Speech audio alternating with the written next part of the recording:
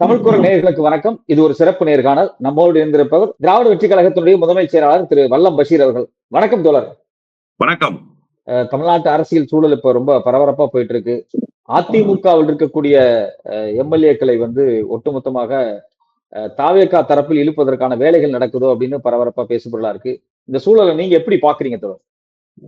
இந்த குதிரை பேரம் நடந்து கொண்டிருக்கிறது என்பது தமிழ்நாட்டு அரசியல் களத்தில் பட்டவர்த்தனமாக எல்லோருக்கும் புரிகிறது. திடீரென 25 சட்டமன்ற உறுப்பினர்கள் எடப்பாடி பழனிசாமிக்கு எதிராக போர்க்குடி தூக்குவதும், அமமுக தரப்பில் வெற்றி பெற்ற சட்டமன்ற உறுப்பினர் சட்டப்பேரவையில் விஜய்க்கு புகழாரம் சுட்டுவதும், இப்போது கட்சித்தாவல் தடை சட்டம் பாயும் என்று தெரிந்ததற்கு பிறகு ஒவ்வொரு சட்டமன்ற உறுப்பினராக தங்களுடைய பதவியை ராஜினாமா செய்வதும் என்பது உண்மையிலேயே விஜய் ஒரு மோசமான அரசியல் முன்னுதாரணமாக தமிழ்நாட்டில் திகழ்ந்து கொண்டிருக்கிறார் என்பதைத்தான் உணர்த்துகிறது. நீங்க என்ன பெரிய தூய சக்தி என்று உங்களை மாறுதட்டிக் கொள்கிறீர்கள்? இதுவரை திராவிட முன்னேற்ற கழகமும் அதிமுகவும் கூட செய்யாத விஷயத்தை நீங்கள் செய்து கொண்டிருக்கிறீர்கள். இதுதான் தூய சக்தியா?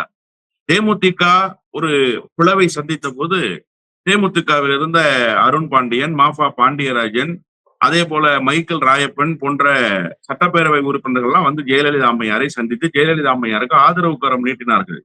அப்போது கூட அவர்கள் ராஜினாமா செய்துவிட்டு இடைத்தேர்தலை சந்திக்க வேண்டும் என்கிற நோக்கத்தில் வரவில்லை. அப்படியே தேமுதிகவினுடைய சட்டமன்ற உறுப்பினராகவே தான் தொடர்ந்தார்கள். கடந்த காலத்தில் கூட அண்ணன் வைத்திலிங்கமாக இருக்கட்டும், ஓ பன்னீர்செல்வமாக இருக்கட்டும், மனோஜ் பாண்டியனாக இருக்கட்டும், இவர்கள் எல்லோரும் இந்த மாதிரி ஒரு குதிரை பேரத்துக்குள் சிக்கி அவர்களுடைய பதவியை ராஜினாமா பண்ணல. அதிமுகவிலிருந்து ஒரு பார்ட்டா பிரிஞ்சு அதிமுகவை கிளைம் பண்ணாங்க. அப்ப அதிமுகவுடைய கிளைமிங் சரியாக இருக்காது. இது அப்படியே நெடுந்தூர பயணமாக போயிட்டே இருக்கு. அரசியல் வாழ்வு எதிர்காலம் கேள்விக்குறியாயிரும் அப்படின்னு தெரிந்ததற்கு பிறகு திராவிட முன்னேற்ற கழகத்தில் இணையணும்னு எப்ப முடிவெடுக்கிறாங்கன்னா, அவர்களுடைய 4.5 ஆண்டு கால பதவி காலத்தை நிறைவு செய்து விட்டு முடிவெடுக்கிறாங்க. ஆனா இங்க அப்படி இல்லை. ஒரு 6 நாட்களுக்குள்ளாக இந்த எல்லா சமரச முயற்சிகளும் மேற்கொள்ளப்பட்டு குதிரை பேரங்கள் நடத்தப்பட்டு 7வது நாள்ல ராஜினாமா நடக்குது அப்படின்னு சொன்னா, இன்னும் கையில வைத்த மை கூட இன்னும் காயல. இந்த பாருங்க, வாக்களித்த மை காயல. அதற்குள்ளாகவே ராஜினாமாக்கள் நிகழ்ந்து விட்டது அப்படின்னு சொன்னா, நீங்க இதற்கு பெயர் என்ன வைக்கிறீர்கள்? இதற்கு பெயர் என்ன? உண்மையிலேயே விஜயினுடைய கொள்கை கோட்பாடு புரிந்து வருகிறார்களா? அப்படி என்ன விஜய் தன்னுடைய கொள்கையை, கோட்பாட்டை, தத்துவத்தை தமிழ்நாட்டில் நிலைநிறுத்திட்டாரு? நேற்றைக்கு அந்த அம்மா மரகதம் குமரவேல் சொல்றாங்க, 75 கோடி ரூபாய் செலவு செய்திருக்கிறாங்க தொகுதியில. அவங்க அதை சொல்லல, எனக்கு தெரியும் அவங்க செலவு செய்த தொகை. வாக்காளர்களுக்கு 3000 ரூபாய் வாக்குக்கு கொடுத்தாங்க. 2 லட்சம் வாக்காளர்களை குறிவைத்து வாக்குகளுக்கு பணம் கொடுத்தாங்க. அப்படின்னா 60 கோடி ரூபாய் வாக்காளர்களுக்கு கொடுத்த பணம் மட்டும். இதர தேர்தல் செலவுகள், கூட்டணி கட்சிகளுக்கு கொடுக்கப்பட்ட தொகை, பூத் ஏஜென்ட்டுகளுக்கு கொடுக்கப்பட்ட தொகைன்னு ஒரு 15 கோடி கணக்குல வச்சீங்கன்னா மொத்தம் 75 கோடி ரூபாய் செலவு செய்துட்டு 7 நாட்களுக்குள்ளாக தன்னுடைய பதவியை ராஜினாமா பண்ணிட்டு அம்மாவுடைய ஆட்சியை நான் விஜயிடம் பார்க்கிறேன் அப்படிங்கிறாங்க. என்ன அம்மாவினுடைய ஆட்சியை நீங்க விஜயிடம் இந்த 7 நாட்கள்ல பாத்துட்டீங்க? மந்திரி சபையே முந்தா நாள் தான் அவர் போட்டு முடிக்கிறது. இன்னும் மந்திரி சபையே முழுமையாக நிறைவு பெறாத அளவுக்கு தான் அவருடைய செயல்பாடுகள் இருந்திருக்கு. தலைநகர் சென்னை இருள்ல மூழ்கி கிடக்கு. பாலியல் வன்கொடுமை நடக்குது. அது குறித்து ஒரு முதலமைச்சர் வாய் திறக்க மறுக்கிறாரு. அது குறித்து ஒரு அரசு பேச மறுக்குது. இப்படிப்பட்ட நிலையில ஒரு அரசு இருக்கிற போது அந்த அரசினுடைய செயல்பாடு என்னை ஈர்த்ததுன்னு சொல்றதெல்லாம் மக்கள் பார்த்து சிரிக்க மாட்டாங்களா? மக்கள் இதை எப்படி பார்ப்பாங்கிற அந்த குறைந்தபட்ச புரிதல் கூடவா இல்ல? ஒரு குதிரை பேரம் என்பது அப்பட்டமாக நடக்குது. மன்னார்குடியில் வெற்றி பெற்ற அமமுகவினுடைய சட்டமன்ற உறுப்பினரை அழைத்து வந்ததில் துவங்கி, அவரை அழைத்து வந்ததில் துவங்கி அவர் கையொப்பமிடுகிற அந்த வீடியோவை வெளியிட்டதிலிருந்து, அவர் சட்டப்பேரவையில் பேசியதிலிருந்து, இப்போது இன்றைக்கு எசக்கி சுப்பையா போய் சேர்ந்தது வரைக்கும் அப்பட்டமாக குதிரை பேரம் விலை பேசப்படுகிறது. சட்டமன்ற உறுப்பினர்களுடைய தலைக்கு விலை வைக்கப்படுகிறது. நீங்க வாங்க ராஜினாமா பண்ணிட்டு சேருங்க. SP வேலுமணி, விஜயபாஸ்கர் போன்றவர்களே ராஜினாமா பண்ணிட்டு சேர சொல்றாங்க. அவர்கள் எங்களுக்கு அமைச்சரவையில இடம் கொடுத்தீங்கன்னா நாங்க ஒரு 5 ஆண்டுகள் நீடிச்சுட்டு அதிமுகவை நாங்க கிளைம் பண்ணுவோம் அப்படின்னு சொல்றாங்க. அதற்கு அவங்க தயாரா இல்லை. யாரையும் நம்புவதற்கு அவர்கள் தயாராக இல்லை. மொத்தத்தில் அறுதி பெரும்பான்மை கிடைக்க வேண்டும் என்று நினைக்கிறார்கள். திருச்சி கிழக்கு இடைத்தேர்தலோடு சேர்த்து ஒரு 15 தொகுதிகளுக்கு தேர்தல் கொண்டு வந்து விட வேண்டும். அந்த 15 தொகுதிகளில் நாம் வெற்றி பெற்று விட்டால் இவர்களுக்கு 107+15 என்கிற எண் கிடைத்து விடும் அப்படிங்கிற அந்த கணக்குக்குள் வருகிறார்கள். எனவே 15 சட்டமன்ற உறுப்பினர்களை குறிவைக்கிறார்கள். இது 4 ஆயிருக்கு இன்னைக்கு. இன்னும் பாருங்க, 11 சட்டமன்ற உறுப்பினர்கள் இன்னும் வரிசையாக ராஜினாமா செய்வார்கள். இந்த எண்ணிக்கை நிச்சயமாக நடக்கத்தான் போகிறது. அது 1 வார காலமாக இருக்கலாம் அல்லது 10 நாட்களாக இருக்கலாம். நான் ஒரே ஒரு கேள்விதான் கேட்கிறேன். JCT பிரபாகர் என்ன சார் செய்யறாரு? இன்னைக்கு அக்ரி கிருஷ்ணமூர்த்தி கேட்டார் இல்லையா, கட்சி தாவல் தடை சட்டத்தை அமல்படுத்துவதில் அவர்கள் மீது பிரயோகிப்பதில் என்ன சிக்கல் இருக்குன்னு கேட்டாரு. கொறடா உத்தரவை மீறுறாங்க. இவங்க கொறடாவே இல்லைன்னு சொல்றாங்க. இதுவரைக்கும் அவங்களுடைய எண்ணிக்கை கூடுதலாக இருந்தது.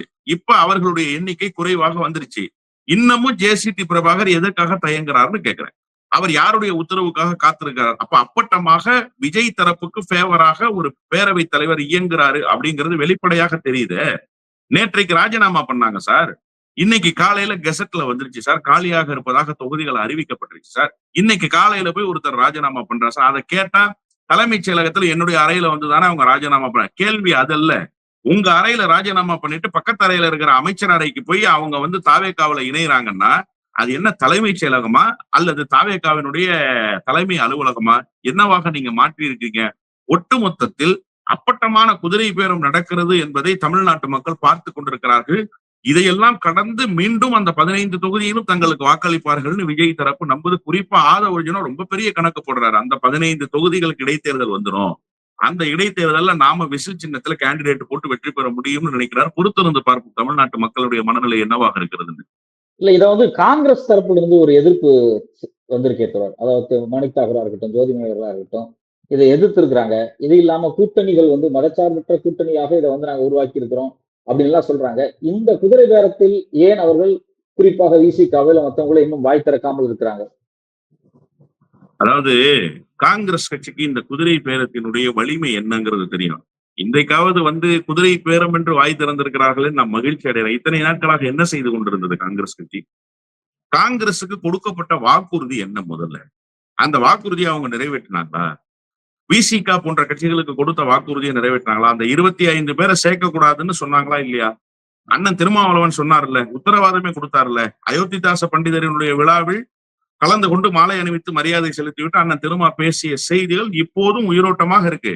அதிமுகவினுடைய பிளவுபட்ட தரப்பை சேர்க்க மாட்டாங்கன்னு எனக்கு நம்ப தகுந்த வட்டாரத்திலிருந்து செய்தி வந்துச்சுன்னு ஒரிஜினாவுடைய குரலாக அண்ணன் திருமா பேசினார். விஜயினுடைய குரலாக அண்ணன் திருமா பேசினார் இல்லையா? இப்ப நேரடியாக சேர்க்காம கொள்ளைப்புற வழியாக சேர்க்கிறாங்க. அப்ப இதற்கு பெயர் என்ன? அப்ப நம்ப தகுந்த வட்டாரத்திலிருந்து உங்களுக்கு கிடைத்ததாக சொன்ன செய்தி எங்கே போயிட்டுன்னு நான் கேட்கிறேன். இப்ப காங்கிரஸ் வந்து என்ன சொல்லுது? இது ஒரு செக்யூலியர் ஃப்ரண்ட். இந்த செக்யூலியர் ஃப்ரண்ட்டை வந்து நாங்க வந்து தூக்கி பிடிக்க வேண்டிய கட்டாயம் எங்களுக்கு இருக்கு. அதுல வந்து குதிரை பேரம்லாம் நடக்கலன்னு துவக்கத்துல இப்ப சுற்றுலாத்துறை அமைச்சராக இருக்கிற ராஜேஷ்குமார் சொன்னாரா இல்லையா? இப்ப குதிரை பேரம் நடக்குது. கமல்நாத் அரசு கவிழ்க்கப்பட்டது எதன் பொருட்டு? இதே மாதிரி தானே காங்கிரஸ் கட்சிக்கு தெரியாதா? கர்நாடகாவுல இதே மாதிரி தானே உங்களுக்கும் ஜனதாவுக்கும் இருந்த அலைன்ஸை வந்து பிரேக் பண்ணாங்க. இப்படித்தானே குதிரை பேரம் நடந்துச்சு. இப்படித்தானே அறுதி பெரும்பான்மை கிடைக்காத எடியூரப்பாவை பதவி பிரமாணம் ஏத்துக்க ஆளுநர் அழைச்சாரு. அவரால் மெஜாரிட்டியை நிரூபிக்க முடியாம போச்சு. அப்போ ஒரு குதிரை பேரம் கர்நாடகாவில் நடந்துச்சு. அப்ப காங்கிரஸ் கட்சிக்கு இந்த குதிரை பேரத்தினுடைய வலிமை என்னன்றது தெரிஞ்சும் இத்தனை நாட்களாக மௌனம் காத்தாங்க. இப்ப கூட பாருங்களேன், ஜோதிமணி ஒருவர் தான் பேசி இருக்கிறார். அதுவும் மயிலிறகால் வருடி கொடுக்கிறார். குதிரை பேரம் எங்க நடந்தாலும் அது காங்கிரஸ் கட்சி எதிர்க்கணும். இங்க எதிர்க்கிறீங்களா?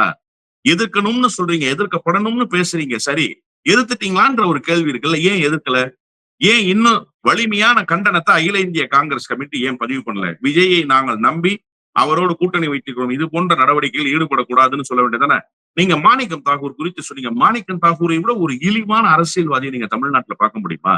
எவ்வளவு மோசமாக நேற்றைக்கு பேசுகிறார். விருப்பப்பட்டு ஏதோ வார்த்தைகள் எல்லாம் அச்சிலேற்ற முடியாத வார்த்தைகளை ரொம்ப நயமாக பேசி எல்லாம் கணவன் மனைவி உறவோடெல்லாம் ஒப்பிட்டு பேசி அப்படி வந்து போறாங்க. இது வந்து தமிழ்நாட்டு மக்களுக்கு தெரிந்து நடக்கிறது அப்படிங்கிறாரு. தமிழ்நாட்டு மக்களுக்கு தெரிந்து நடந்தது மாதிரி தானே சார் கமல்நாத் அரசுக்கு எதிராக ஒரு பெரிய கூட்டம் கிளம்பி போச்சு. அதுவும் மக்களுடைய தீர்ப்புக்கு ஆதரவாக தானே போச்சு. இப்பவும் மக்களுடைய ஆதரவுக்கு இணக்கமாக தானே போகுது, மக்களுடைய தீர்ப்புக்கு இணக்கமாக தானே போகுது அப்படின்னு சொல்லி நீங்க அன்றைக்கு அமைதியாக இருந்துட்டீங்களா? அன்னைக்கு கத்தலையா, கூப்பாடு போடையா? ஏன் கூப்பாடு போடுகிறீர்கள்னு கேட்கிறாரு மாணிக்கம் தாக்கூர். அப்போ ஒரு ஜனநாயக படுகொலையை நிகழ்த்துகிற போது ஒரு ஜனநாயக சக்தியாக நின்று அதை எதிர்க்கிற வலிமையும் வல்லமையும் இல்லாமல் ஒருவர் இருப்பாரேயானால் அவர் அரசியலுக்கு லாயக்கற்றவர்னு நான் புரிஞ்சுக்கிறேன். இதை எப்படி நீங்க நியாயப்படுத்துறீங்கன்னு கேட்கிறேன். உங்களுடைய நியாயப்படுத்துதல் என்பது ஒரு அயோக்கியத்தனம் இல்லையா? காங்கிரஸ் இதை செய்யலாமா?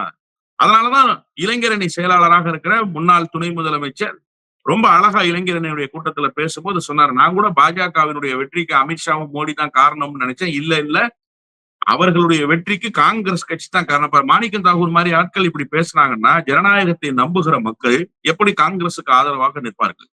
காங்கிரஸ் எப்படி வேறுபடுத்தி பார்ப்பாங்க? எனவே இவர்கள் முழுமையாக இப்போது சங்கியாக மாறி இருக்கிறார்கள் காங்கிரஸ் கட்சியினர். காங்கிரசினுடைய இந்த நிலைப்பாடு இருக்குல்ல, இது ரொம்ப பேராபத்து. இது காங்கிரசினுடைய உண்மை முகத்தை தோல்வி. காங்கிரஸ் இப்படிதான் சார் இருக்கு. நம்ம தான் இடையில நம்பி ஏமாந்துட்டோம். நம்ம தான் தெரியாம ராகுல் காந்தியை வானலாவ தூக்கி வச்சு புகழ்ந்துட்டோம். ராகுல் காந்தியே இந்த மனநிலையில தான் இருக்காரு. அப்போ குதிரை பேரம் என்பது அவர்களுக்கு பிரச்சனை இல்லை. யார் செய்கிறார்கள்?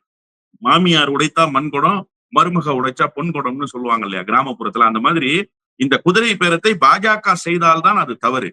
இந்த குதிரை பேரத்தை காங்கிரசும் காங்கிரசுக்கு ஆதரவாக இருப்பவர்களும் செய்தால் அது தவறு இல்லை அப்படிங்கிற அந்த மனநிலைக்கு காங்கிரஸ் வந்துட்டா காங்கிரஸ் துடை தெரியப்பட வேண்டுமா வேண்டாமா? அதுதான் இன்னைக்கு இந்தியாவுக்குள்ள தமிழ்நாட்டுக்குள்ள நிகழ்ந்து கொண்டிருக்கு. மொத்தத்தில் இந்த ஜனநாயக படுகொலைக்கு துணை நிற்கிற எவரும் மக்களால் மன்னிக்கப்படவே மாட்டார்கள் சார். மக்களுடைய வரி பணத்தில் நடந்திருக்கிற தேர்தல் சார். நான் தான் சொல்றேனே, கையில வச்சிருக்கிற மையினுடைய அந்த இது கூட இன்னும் காயல சார். அதற்கு முன்பாகவே ராஜினாமா செய்து விட்டு என்ன சொல்லி தொகுதியில நிப்பாங்க? உங்களுக்கு தான் நான் எனக்கு ஒரு வாய்ப்பு தாருங்கள்னு கேட்டா, உங்களுக்கு தான் நான் வாய்ப்பு கொடுத்தேன், ஏன் ராஜினாமா பண்ணீங்கன்னு மக்கள் கேட்பாங்கல்ல. அப்ப என்ன பேசுவாங்க மக்கள்கிட்ட போய்? எதை சொல்லி ஓட்டு கேட்பாங்க? இல்ல அதிமுக பலகீனப்பட்டு போச்சு, நாங்க தாவேக ஆளுங்கட்சி ஆனதுனால ஆளுங்கட்சிக்கு போயிட்டோம், நாங்க மந்திரி ஆயிடுவோம் அப்படின்னு சொல்லி வாக்கு கேட்க முடியுமா? எதை சொல்லி நியாயப்படுத்த முடியும்? இப்ப காங்கிரஸ் கட்சிக்கு என்ன முகம் இருக்கு இதை நியாயப்படுத்துறதுக்கு? இந்த மாணிக்கம் தாகூர் அப்பட்டமா பேசி மாட்டினார் இல்லையா? ஒரு கண்டனத்தை கூட பதிவு செய்ய முடியாமல், ஒரு வலுவான எதிர்ப்பை கூட பதிவு செய்ய முடியாம, நீங்க செக்யூலர் ஃப்ரண்ட்னா இந்த செக்யூலர் ஃப்ரண்ட் இருந்தா என்ன, அழிஞ்சு செத்து நாசமா போனா என்னன்னு கேட்கிறேன். இதற்கு எதுக்கு செக்யூலர் ஃப்ரண்ட்? இப்படி ஒரு ஜனநாயக படுகொலையை நிகழ்த்துகிற செக்யூலர் ஃப்ரண்ட் தேவையில்லை சார். எனவே தமிழ்நாட்டில் நிகழ்த்தப்படுகிற இந்த ஜனநாயக படுகொலைக்கு துணை நிற்கிற காங்கிரஸ் கட்சியினுடைய நடவடிக்கை மிக கேவலமானது என்றுதான் நான் பார்க்கிறேன். இதுல குறிப்பா தேர்தலுக்கு முன்னாடியே அதிமுக தாவேகா கூட்டணி அப்படிங்கிற பேச்சுவார்த்தை ஒரு கடைசி நிமிடம் வரைக்கும் வந்துட்டே இருந்துச்சு. அதுக்கு பிறகு பாத்தீங்க அப்படின்னா தேர்தல் முடிந்த உடனேயே முதல் நாள் ரிசல்ட் வந்த ஃபர்ஸ்ட் நாள் மாலையில ஆதவர்ஜனா அவர்களுடைய மாமியார் அதிமுக எம்எல்ஏ திரு லீமாரோஸ் அவர்கள் பேட்டி கொடுக்கும்போது நாங்க பேச்சுவார்த்தை நடத்திட்டு இருக்கோம் அப்படின்னு சொன்னாங்க. திருப்பி 2வது நாளும் பேட்டி கொடுக்கும்போதும் பேச்சுவார்த்தை நடத்திக்கிட்டு இருந்தோம்னு சொன்னாங்க. இந்த பேச்சுவார்த்தை நடந்து கொண்டிருக்கக்கூடிய இந்த நேரத்துல இடைப்பட்டதுல ஏன் என்ன சிக்கல்கள் ஏற்பட்டிருக்கும்? இப்ப நேரடியான கூட்டணி இல்லாம மறைமுகமாக ஒவ்வொருத்தரையாக தனித்தனியா எடுக்கிறாங்களா? இது ஏற்கனவே போட்ட திட்டத்தினுடைய வேற நடைமுறையாது. அதாவது என்னன்னு கேட்டீங்கன்னா, நேரடியாக எதையும் செய்யாமல் கொல்லைப்புற வழியாக செய்து பழக்கப்பட்டவர் ஆதவர்கள். விசிகாவில் போய் அவர் சேர்ந்து துணை பொதுச் செயலாளரானது, அதன் பிறகு அம்பேத்கருக்கு விழா நடத்தியது, புத்தகம் எழுதியது, அதை விகடன் கொடுத்து நடத்தியது, அதற்கு விஜயை அழைத்து வந்தது, இப்படி எல்லாமும் ஒரு சூழ்ச்சம கணக்கு தான். இந்த குடும்பத்தினுடைய பிடியில் இன்றைக்கு தமிழ்நாட்டினுடைய ஆட்சி அதிகாரம் சிக்கி கொண்டிருக்கிறது. ஒட்டுமொத்த லாட்டரி குடும்பத்தினுடைய கையில் சிக்கி இருக்கு. ஒரு பக்கம் மாமியாரும் இன்னொரு பக்கம் மருமகனும் இருந்து கொண்டு இந்த அதிகாரத்தை கொண்டு செலுத்துகிறார்கள். அவ்வளவுதான். நீங்க ரொம்ப சுலபமாக புரிந்து கொள்ள வேண்டிய செய்தி இதுதான். நேரடியாக 25 பேரை அதிமுகவிலிருந்து பிளவுபட்டவர்களை ஆதரவாக சேர்த்து கொண்டிருந்தால் கூட அதில் ஒரு நியாயம் இருக்கு. அதிருப்தி அதிமுகவினர் ஆதரவு தெரிவிக்கிறாங்கன்னு. இது அப்பட்டமாக தெரியுது ஒரு குதிரை பேரம் தான். விலை வைக்கப்பட்டு கோடிக்கணக்கான ரூபாய் கைமாறப்பட்டு அதன் விளைவாக இந்த எம்எல்ஏ பதவிகளை ராஜினாமா செய்துவிட்டு அவர்களுக்கு ஒரு உத்தரவாதத்தை தந்து மீண்டும் உங்களையே நிறுத்துகிறோம், விசில் சின்னத்தில் வெற்றி பெறுங்கள் என்று சொல்கிற அளவுக்கு நடந்திருக்கு அப்படிங்கிறத நம்ம பார்க்கணும். நேரடியாக நீங்க பாஜகவோடு போயிட்டா அது மக்கள் முன்னால் அம்பலப்பட்டு போயிடும். இப்ப திமுகவுக்கு ஆதரவான சூழல் எப்படி உருவாகும்னு கேட்டா, விஜய் யாருன்ற உண்மை இந்த நாட்டு மக்களுக்கு தெரிகிற போது திமுகவினுடைய அருமை இந்த நாட்டு மக்களுக்கு தெரியும். இப்ப திமுக எதிர்ப்பு இல்ல சார், அதிமுக எதிர்ப்பு இல்ல சார், விஜய்க்கு ஆதரவு இல்ல சார். அப்புறம் எப்படி விஜய்க்கு அந்த ஓட்டுன்னா, திமுக அதிமுகவை பார்த்து பார்த்து சலித்து போயிருக்கிற மக்கள், இந்த திமுகவில் இருக்கிற பழைய முகங்களுக்கே மீண்டும் மீண்டும் வாய்ப்பு என்கிற அந்த மனநிலையில் இருக்கிற மக்கள், இந்த துரைமுருகனுக்கே வாய்ப்பு கொடுக்குறாங்க, ஐ பெரியசாமிக்கே வாய்ப்பு கொடுக்குறாங்க, மூர்த்திக்கே வாய்ப்பு கொடுக்குறாங்க, பெரிய கருப்பனுக்கே வாய்ப்பு கொடுக்குறாங்க. ஒரு புதிய முகம் இல்லைன்ற ஒரு அயற்சி இருக்குல்ல, இது ஒரு பக்கம். இன்னொரு பக்கம் என்னன்னா, அந்த அக்சசிபிலிட்டி இல்லாம போச்சு இல்லையா, அமைச்சர்களுக்கும் மக்களுக்குமான அக்சசிபிலிட்டி. இப்ப எந்த அமைச்சரையாவது நீங்க திமுகவில இருந்து ரொம்ப சொற்பமான அமைச்சர், அண்ணன் சிவசங்கரா இருக்கட்டும், அண்ணன் தங்க தென்னரசா இருக்கட்டும், அண்ணன் அன்பில் மகேஷா இருக்கட்டும், இவங்க எல்லாம் நேரடியாக மக்களோடு தொடர்பில் இருந்தவர்கள். இது இல்லாம இன்ன பிற மூத்த அமைச்சர்களை நீங்க அண்ணன் பெரிய கருப்பன்னு போன்ல தொடர்பு கொண்டு ஒரு மக்கள் பேசுற நிலையில இருந்தாங்களா? ஒண்ணும் இல்ல. நீங்க ரொம்ப சிம்பிளா இப்படி புரிஞ்சுக்கங்க. அண்ணன் பெரிய கருப்பன் தோல்வி அடைந்த தொகுதி இருக்கு இல்லையா, அங்க ஒரு சட்டமன்ற உறுப்பினரை 10 பசங்க அழைச்சிட்டு போய் பஸ் ஸ்டாண்ட்ல இருக்கிற பாத்ரூமா காட்டுறாங்க. பாருங்கண்ணே, எப்படி இருக்கு பாருங்கண்ணே அப்படின்னு. இதுல இருந்து என்ன நீங்க புரிஞ்சுக்கணும்னா, ஒரு அடிப்படை வசதியை கூட அந்த மக்கள் கேட்டு பெறுகிற நிலையில் அந்த பகுதியினுடைய சட்டமன்ற உறுப்பினர் இல்ல. அதனாலதான் ஒரு புது சட்டமன்ற உறுப்பினர் வந்தோம்னா அவன் கையோட கூட்டிட்டு போறான். ஈஸி அக்சசிபிலிட்டி கிடைக்குது. இப்ப முஸ்லீம் லீக் என்ன நினைப்பாங்க, கடந்த காலத்துல நாங்க கூட்டணி கட்சியில இருந்தோம். அப்ப எங்களுடைய குரலுக்கு அந்த அமைச்சர்கள் செவி சாய்ச்சாங்களா, அந்த அமைச்சர்களை நாங்க தொடர்பு கொள்ள முடிஞ்சுச்சா? தொடர்பு எல்லையிலேயே அந்த அமைச்சர் இல்ல. உதவியாளர் பேசுவாரு, அண்ணன்ட்ட சொல்லிட்டு கூப்பிடுறேன் பாரு. அண்ணன்ட்ட சொல்லுவாரு, அண்ணன் 2 நாள் கழிச்சு நான் பேசுறேன்னு சொல்லும் பாரு. அப்ப அண்ணனை தொடர்பு கொள்றதுக்கே 3 நாள் ஆகும். அப்புறம் செய்தி சொல்ல 4 நாள், அதுக்குள்ள இங்க விஷயம் முடிஞ்சு போயிடும். இப்ப இந்த வெறுப்பு தான், இந்த ஒரு மனநிலை தான் தாவேகாவுக்கு ஆதரவாக வாக்களிக்க வச்சிருக்கு இல்லையா? மு.க. ஸ்டாலின் எதிர்ப்பு இல்ல, ஆட்சி மீதான அவதூறு இல்ல, ஆட்சி மீதான அதிருப்தி இல்ல, எதுவுமே கிடையாது. இந்த பூஷ்வாக்களினுடைய மனநிலை, இந்த ஒரே முகத்தை பார்க்கக்கூடிய மனநிலை. அதே மாதிரிதான் அதிமுகவிலையும் அதே கே.பி. முனுசாமி, அதே அக்ரி கிருஷ்ணமூர்த்தி, அதே ஜெயக்குமார், அதே வேலுமணி, அதே தங்கமணி, இப்படி அதே முகங்களையே மீண்டும் மீண்டும் பார்க்கிறார்கள். 2 பக்கமும் ஒரே முகம். இப்ப புது முகம் வருது, அந்த முகத்துக்கு ஒரு வாய்ப்பு. அப்ப சினிமாவுடைய அந்த கரிஷ்மா இருக்கு இல்லையா, இதெல்லாம் சேர்ந்து விஜயினுடைய தரப்புக்கு ஒரு வாக்குகளினுடைய ஒரு முகத்தை கொடுத்துருச்சு. இப்ப என்ன பிரச்சனை அப்படின்னா, இவர்களும் வழக்கமான பாணியைத்தான் பின்பற்றுகிறார்கள் அப்படிங்கிற அந்த உண்மை மக்களுக்கு தெரிஞ்சிச்சுன்னு வச்சுக்கோங்களேன், இவங்க அடிபட்டு போயிடுவாங்க. இவங்க என்ன நினைக்கிறாங்கன்னா, முடிந்த வரைக்கும் இந்த உண்மை வெளியில தெரியாம பாத்துக்குவோம். பாரதிய ஜனதா கட்சியினுடைய RSS கள்ள குழந்தை தான் விஜய். சொன்னது யாரு? எங்க அண்ணன் திருமா. அதுல உண்மை இருக்கத்தானே செய்யுது. ஆனா இப்போது அந்த உண்மை இல்லாததை போல, அது உண்மைக்கு மாறான கருத்தை போல ஒரு துணி இருக்குல்ல, இது ஒரு போலி. இந்த துணி என்பது போலி. உண்மையிலேயே பாரதிய ஜனதா கட்சி உண்மையிலேயே அவ்வளவு நல்ல பிள்ளையா? ஜனநாயகத்தை பாதுகாக்க வேண்டும் என்பதற்காக நாங்க இந்த சச்சரவுக்குள் வரவில்லை என்று சொல்லி ஒதுங்கிக் கொள்கிற அளவுக்கு ஜனநாயகத்தின் மீது, அந்த உயரிய மாண்பின் மீது மதிப்புகளை கொண்டிருக்கிற கட்சியா பாரதிய ஜனதா கட்சி? ஏன் சார் இந்த 15 நாளா பாரதிய ஜனதா கட்சி பங்கருக்குள்ள போயிடுச்சு? ஒரு வார்த்தை பேசலையே பாரதிய ஜனதா கட்சியிலிருந்து எவருமே. ஒரு சின்ன அறிக்கை கூட ஒன்றிய அரசிடமிருந்து வரலையே, ஒரு சின்ன அழுத்தம் கூட வரலையே. அப்ப இதெல்லாம் எதை உணர்த்துதுன்னா, விஜயனுடைய ஆட்டத்தை வெளியிலிருந்து மெல்ல பார்த்து ரசிக்கிறது பாரதிய ஜனதா கட்சி. இவங்க என்ன நினைக்கிறாங்கன்னா, இதை நேரடியா செய்து முடிச்சுட்டா, நேரடியா பாரதிய ஜனதா கட்சியினுடைய முகத்தை பூசிக்கொண்டால் அது செக்யூலர் ஃப்ரண்ட் இல்லைன்னு ஆயிடும். இந்த நாட்டு மக்களை ஏமாற்ற முடியாது. அதனால இந்த நாட்டு மக்களை ஏமாற்ற வேண்டும் என்கிற மனநிலையில் இப்படியெல்லாம் செய்து கொண்டிருக்காங்க. ஒண்ணும் இல்ல சார், டெல்லி மாடல் சார் இது. நீங்க அரவிந்த் கெஜ்ரிவால் எடுத்துக்கங்க. அரவிந்த் கெஜ்ரிவால் எப்படி வந்தார்? அரவிந்த் கெஜ்ரிவால் எப்படி பேசப்பட்டார்? இன்னைக்கு அரவிந்த் கெஜ்ரிவால ரொம்ப ஈஸியா முடிச்சிட்டாங்களா இல்லையா? அது மாதிரி திமுகவை முடிக்க முடியாது. திமுகவை அப்படி வீட்டுக்கு அனுப்பிச்சிட முடியாது. திமுகவை அப்படி வீழ்த்திட முடியாது. அப்ப அதிமுகவை வீழ்த்த முடியும். அதிமுகவை வீழ்த்தினாங்க. வீழ்த்தியதற்கு பிறகு அந்த இடத்துக்கு இப்ப விஜய் வந்து நிக்கிறார். இன்னொரு 5 வருடத்தில் விஜயை ரொம்ப இலகுவாக வீழ்த்த முடியும் அவங்களால. ஏன்னா விஜயை தூக்கி ஒரே நல்ல பாக்கெட்ல வைக்க முடியும்னு அவங்களுக்கு தெரியும். அதனால மெல்ல இந்த அரசியலை ஆதவர்ஜுனா தரப்பும் பாஜகவினுடைய தரப்பும் ரொம்ப அழகா கையாளுறாங்க. இது நாட்டு மக்களுக்கு அம்பலப்படுத்த முடியாதுன்னு நினைக்கிறாங்க. இது நாட்டு மக்களிடத்துல எக்ஸ்போஸ் ஆகாதுன்னு நினைக்கிறாங்க. ரொம்ப காலத்துக்கு தாக்கு பிடிக்க முடியாது சார். எத்தனை நாளைக்கு வேஷம் கட்டிக்கிட்டே ஓடுவீங்க நீங்க? ஒரு நேரத்துல அந்த வேஷம் களையத்தானே வேணும். மழை பெஞ்சா கலர் கரைஞ்சிரும் இல்லையா? அது மாதிரி இவர்களுடைய வேஷம் களையும். எனவே இவர்களினுடைய இந்த நடவடிக்கை என்பது மக்களை ஏமாற்றுவதற்காக எடுக்கப்பட்டிருக்க. நீங்க கேட்டீங்கல்ல, லீமா ரோஸ் சொன்னாங்க, அதிமுகவினுடைய ஒரு பார்ட்டி இப்படி எல்லாம் பேசினாங்க, ஏன் இதெல்லாம் நடக்கல அப்படின்னா, இதெல்லாம் இந்த நாட்டு மக்களை ஏமாற்றுகிற வேலை. ரெண்டு விரிவான உரையாடல் தொடருது. இந்த தமிழ்நாட்டில் குதிரை பேரத்தை வேடிக்கை பார்க்கக்கூடிய காங்கிரஸுடைய முகத்தை நீங்க வந்து ஓப்பனா கிளிக் எடுத்திருக்கீங்க. உங்களுடைய நேரத்துக்கும் கருத்துக்கு ரொம்ப நன்றி தவறு. நன்றி.